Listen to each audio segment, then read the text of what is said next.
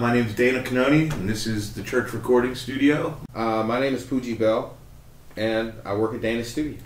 I think the first time I met Dana, I was playing with my band at Club Cafe, right? I think so. Peter actually met you. Right. And he came down, and then at some point found out that he had, a studio here.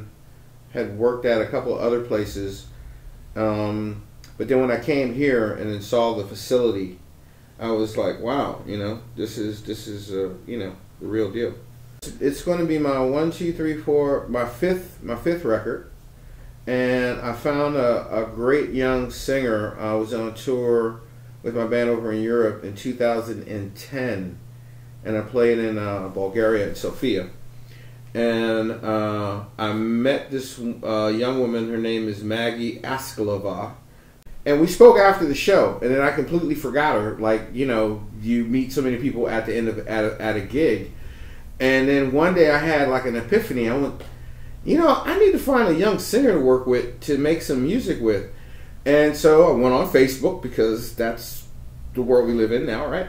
And I put in singer or something in the search window, and the first thing that came up was her. So I sent her an email, And she said, well, we've already met.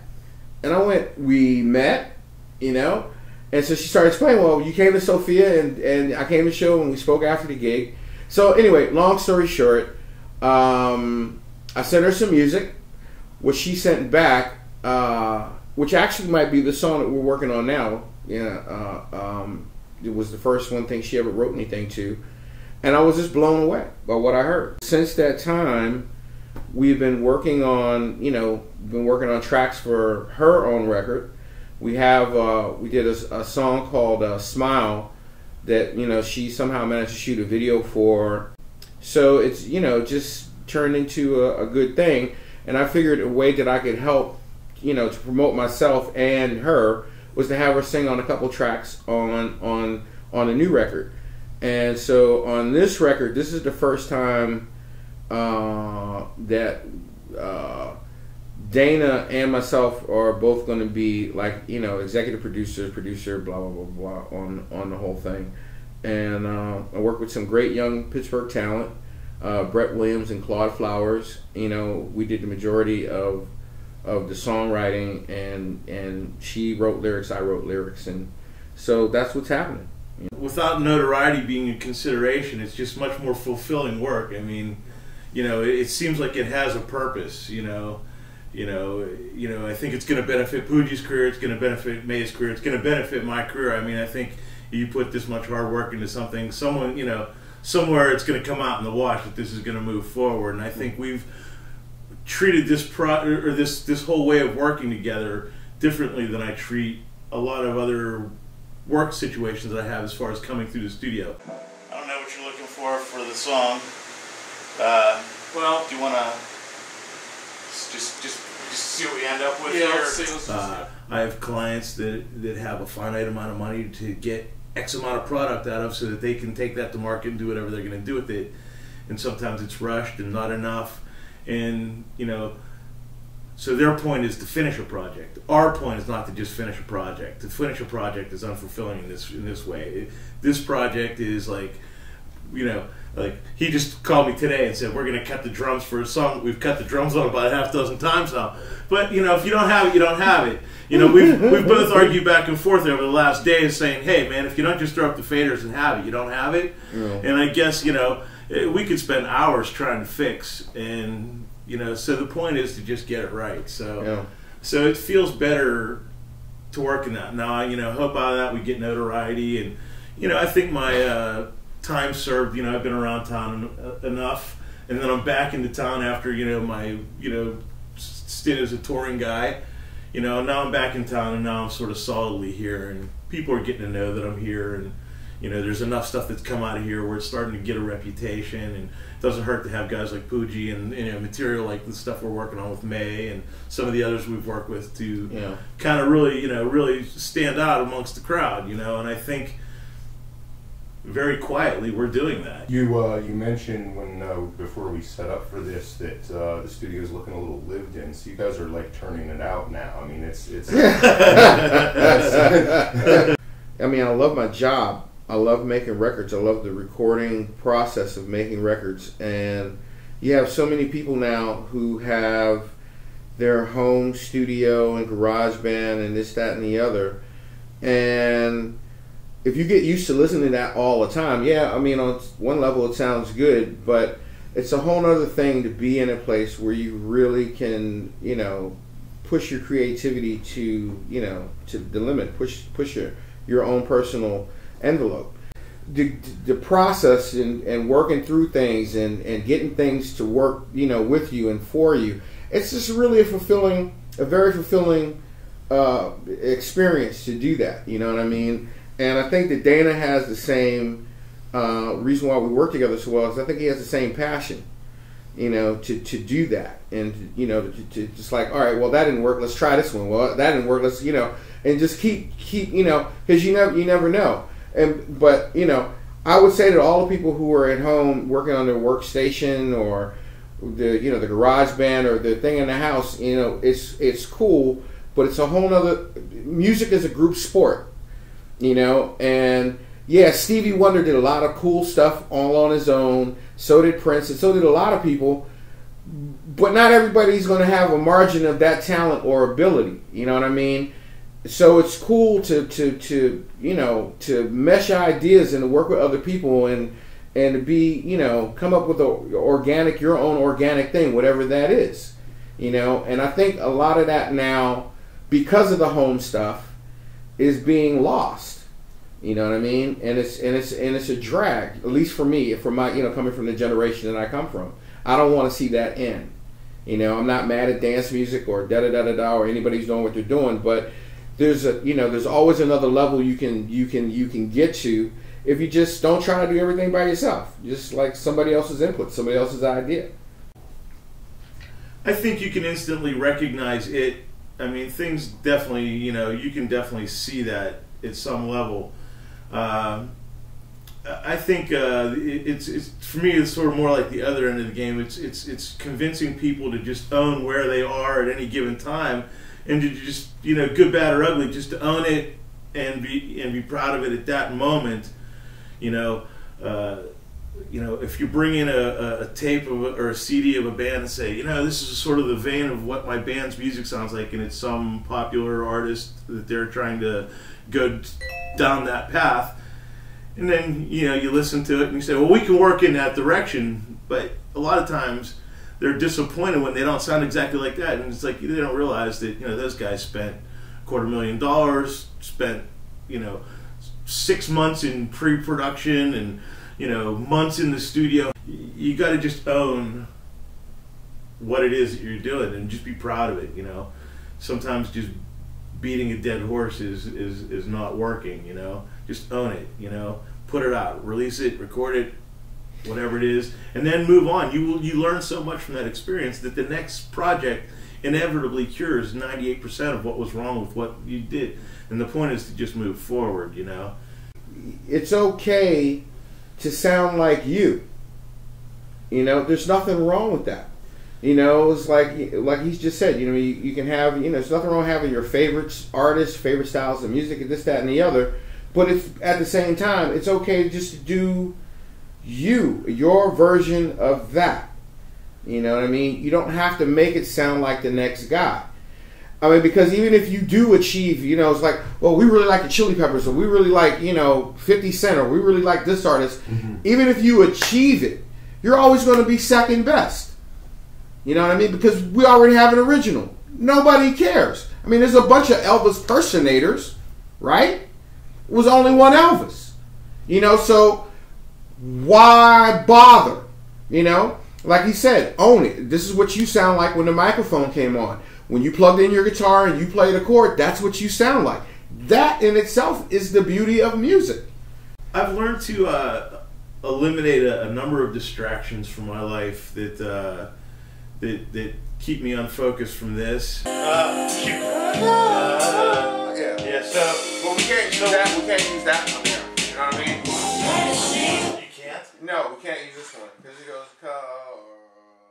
many guys get to wake up in the morning, turn on a switch, and pick what they've do for their day, which is this.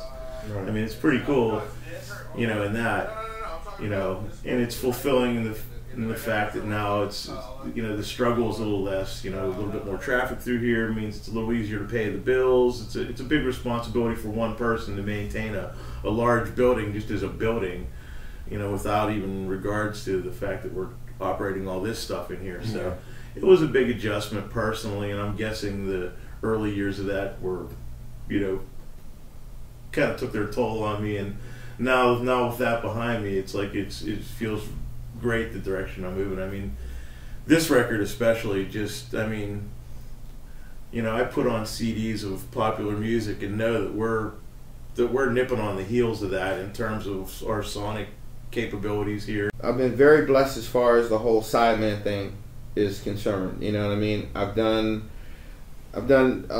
you know, a wide body of work, and I've been very, very blessed and very, very fortunate, you know, to work with, you know, a lot of people who had hit records and a whole bunch of different genres of music and musical styles, and records that have won Grammys and all that kind of stuff. If hindsight is 20/20, and it always is, I wish that I would have started the band thing a whole lot sooner. So I mean, I've had a child career. You know, when I was a kid, you know, I started playing drums at 2 years, 6 months, something like that. I made my TV debut on WQED here in Pittsburgh when I was like, I don't know, 2, 3 maybe. You know what I mean? And I did, you know, TV shows like the Hollywood Palace and Mike Douglas Show, What's My Line, and, you know, I did commercials. So I had a whole childhood career.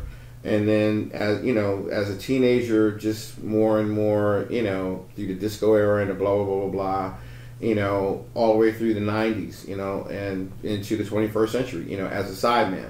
So, you know, that in itself, there were a lot of people who would say, man, you know, you should, you know, be happy with what you did. You know, you're on platinum records and you're on records that won Emmys and blah, blah, blah, blah, blah. But for me, I was saying to myself, man, you know, it would be a drag to be, like, I'm old now, but it would be a drag to be really old and say, well, what if?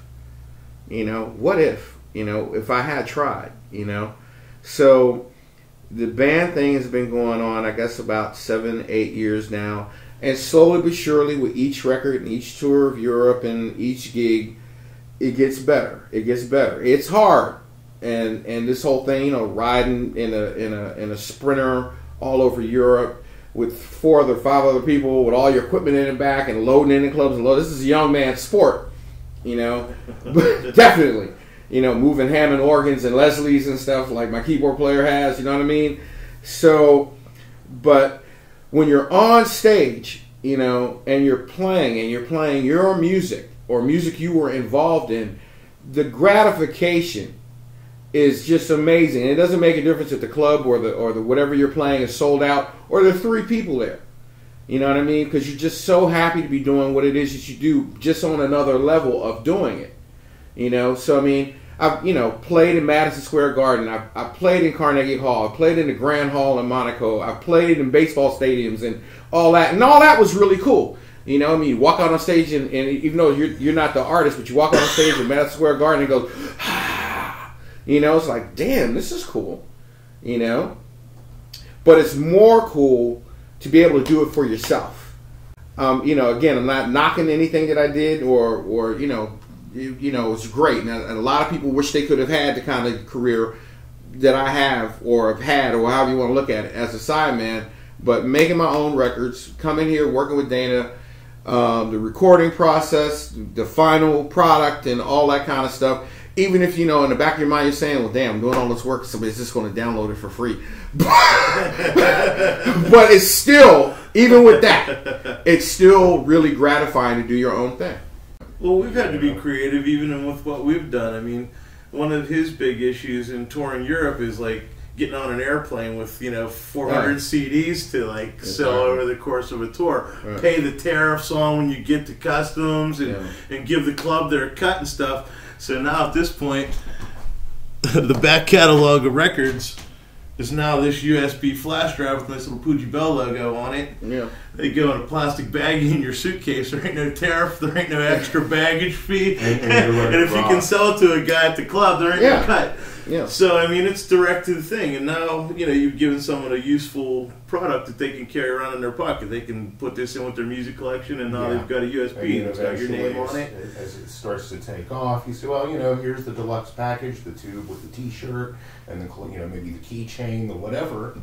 You know, so you can't solve the real profit margin problem. Though. I mean, more than anything else, it solved the profit margin problem. Well, I mean, in this economy, you in order to get somebody to spend the amount of money that you're asking to spend on your music, you simply have to offer more.